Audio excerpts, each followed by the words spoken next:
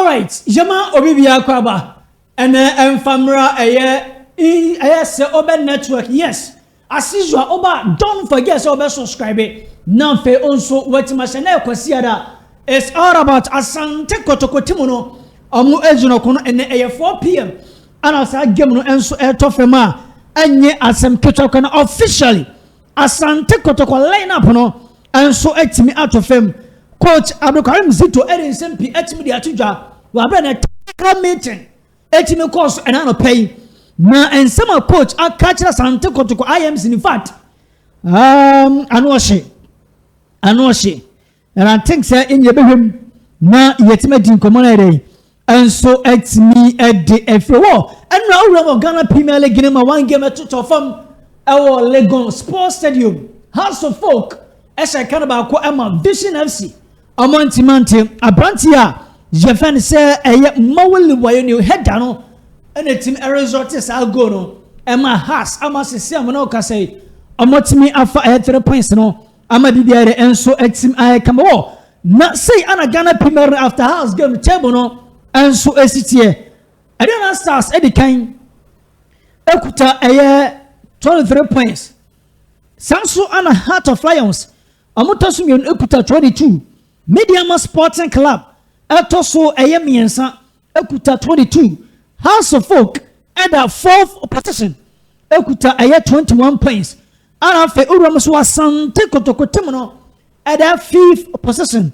and so Ekuta 20 points Bebeni Gold Stars at the 6th position Ekuta 19 Arafe FC Samates at the 7th position Ekuta 17 points Courage United at the 19th and I say 8th position Ekuta 16 9th position Young Apostles Ekuta 15 and I say 10th position Vision FC almost Ekuta 14th and I say Ekuta 14th points Nations at the 11th position Ekuta 13 Swadro All Blacks at the 18th and I say 12th Ekuta 11th and I say Dreams at the 13th, Ekuta 11 points. Brekum Chelsea at the 14th position, Ekuta 11. Hawaii United at the 15th, Ekuta 11.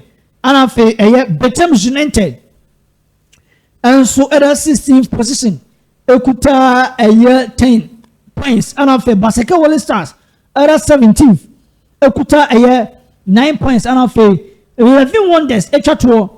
And so, and I say, and I give some SCTA. Swadro All Blacks, Young Apostles at 3 p.m. Baseke Wally Stars, Nations FC, 3 p.m. Babiani Gold Stars, Ediana Stars, 3 p.m. Yes, one of big game and no. Samsung Beckham United, at United 3. Heart of Lions, at United. Samsung and Brekum Charles and Samates. And Ebo Asante Kotoko and Medeama-Confirmed Club 4 p.m. and of a Techman 11 Wonders and Dreams I chana and so far where any games I would wa and also Ebetim Abaswa Yaron Samano at the air to Famana Fe Motimo said and Komono and so a city Ewo what's a friend say Zito a head coach Adama Asante Kotoko Timono na and on Medeama-Confirmed Club and Ewo first of all and your man says, I no cast Elto Asante Kotoko no, and yani casem because draw, win, draw, no, and Pempi, and my league Jan answer it's maiden. And to coach you a person, and your man enquire our Timimono, or dear, added 2 years. Na Adaba Quamino, me pro coach was in Pempino. On time and criticizing players in front of Essential 4. That be went behind the scene. That be behind the scene. Sano the Quanim against Baseke. After the game, my catchers and you know, and out here. Obetima the Araba Trouble. Now, Medeama-Confirmed after Baseke. Some supporters be a mode club in it, no me disappointed. Oh, Timmu. And I'm so I'm a coach of friend say Zito Ajatuma. I the chow packers here. Medeama Asante Kotoko supporters and anwa da mobile. Na ojidi pass in fact after Basekano onya time etie supporters no bia no mo ehye omobufuo e wo tan ho. I go to point obenya supporter ba ko no wote ni suo. And ma we play na pitch ne so a hunu se ba bi ade na duru no. Emo eden. And se be ma supporter ba stadium. Se ana no pebe bi ma no aka supporters asema. Ede na bi di gina so ama supporter de enso tima ba stadium. Because who say ede na Kotoko eh place de no omo we ni ana obeka dey me nsencho me meka dey. Entine esa against Medeama yetimi fa win. What the anya shika de me draw. Because esa ko ba se Kotoko luzu a ebe be se yen komo de be betena edi. And I'm sure my coach at the chopper is here. At the Asante Kotoko supporters. When you are of late, to Timono. Jet and some coach of friends say Zito. And so it's made to the chopper or the Kotoko fans. Lady Canum, Professor Mida, me part supporters in the show, especially those who followed us to Baseke, especially me are. Me baba ko Franca because me ti say osuama ontimi didi enti no ade na nya ya ya power apology to the all the supporters say we work hard and then make amendments but me pese obia abembebu league no de yebo enti no butaya ya de ball league no so eda so kutai say eno ana ye pese but we can't do without some hindrance. So by all means, the BBC, but we are apologizing to them for what happened. But we are going to make amendment on Sunday against Medeama. Coach. All right, we any chopper kesia. Coach Efene say Zito. And so it's me Medeama Asante Kotoko fansa.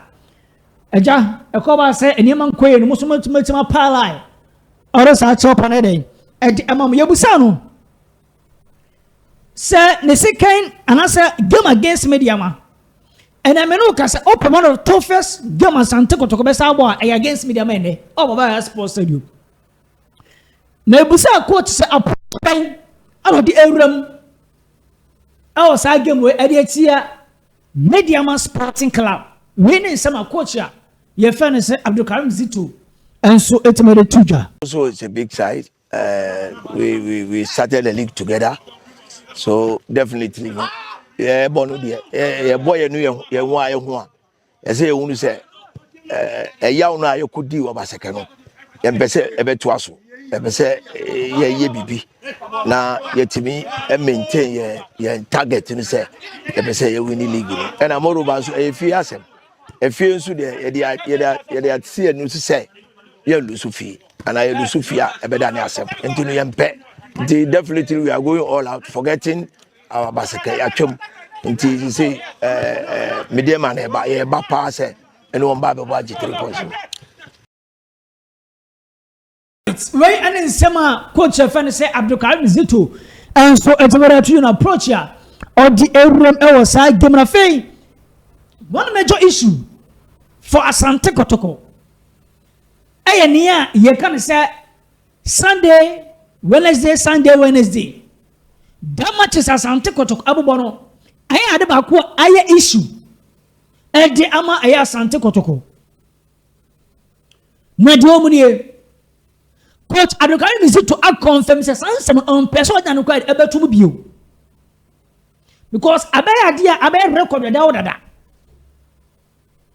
I record that because Wednesday after this game Asante Kotoko future stars MTN FA Cup after that Sunday obo the tell who United away yenti some Zito edit to you edit fast and no japa coach Ekasai. Because there are certain areas that I shouldn't give. I'm not giving an excuse. And your excuse as I'm Namima. A reality idea is, but we are fighting with all Coach. All All right, we any sama coach friend say Abdulkarim Zito and so it's Mary Atuja. Na yebisa say so far injury situation e wotem no enso ete say. Na injury common e ha dwen. Ye fa no ntobe baso. One thing come dey fa coach Ibrahim Tanko ho. In fact, since a coach eja Accra Lions adwuma no to obefa Medeama Sporting Club ro bae no. Na niam anye emphasis. But ena me no kas adwuma Medeama Sporting Club coach e fa no say Abdulkarim Ibrahim Tanko ye de ma Medeama no. In fact, o ye supporter o support wo opponent kra na obe support Medeama anu oden pa. Now so what make sure say the unbeaten was and someone also saying about our course. And the mentality of coach offense Ibrahim Tanko ever win or draw. But say Ibrahim Tanko person lose game ever ending. And you cry game. You cry game.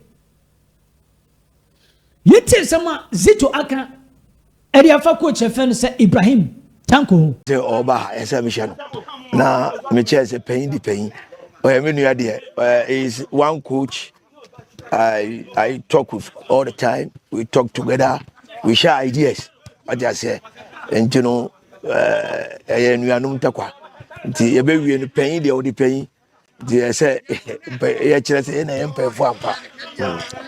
all right, where any summer coach a fan say Karim Zito, and so at me area to Jaron Samano at the Emma and 7 years. And I pay Asante Kotoko taking a cartoon a meeting. Na meeting e course no. Deme peke ani say. Asante Kotoko coach e fere say Abdulkarim Zito a reporter man pay for say injury adaba kwa afeti tim no. Technical team enso atima accept it. Because almost tenasan and ameno ka say almost bad 10 players and a bra. E was Asante Kotoko. 10 players just that Baba NA out due to card accumulation. And I'm Baba air out. Now, what me say kind any player on the tomorrow China no say I don't come there and so AC etie. You say Philip Aba on no training tino. I'm on the long term say Philip na wanya no Aba intino. Philip may be part of the team this week. Coach Ushia coach Bakwa unim ni yepa. All right, and no I said that war we any confirm lineup and also etima drop here there. Yeah, the goalkeeper fan say Mohamed Kamar to go post. Obenya Brantia ye fan say Joseph Aboro and a Brantia fan Zakaria Hussein 4 and 5. No one ya Brantia fan say Patrick Esidu Lord Amoa the right and the left. The oban Finfia Samba Onel a Brantia fan say Hilary Adabo Hubejo Peter Duakwa Morofin Dozu Kwame Poku. Confirm lineup out of Fema. Yeah, I'm live on this channel bar. Don't forget so bad. Obe subscribe na fe onso what machine na ya wuram e Baba Sports Stadium. Na fe tima kwa nyema e koso enso e dey e wo eye e honum ti ye nyina yen dey ye me support ye Kotoko support no aba na o be support na aboa na ma dwuma dey enso atimi akọ nanim ye.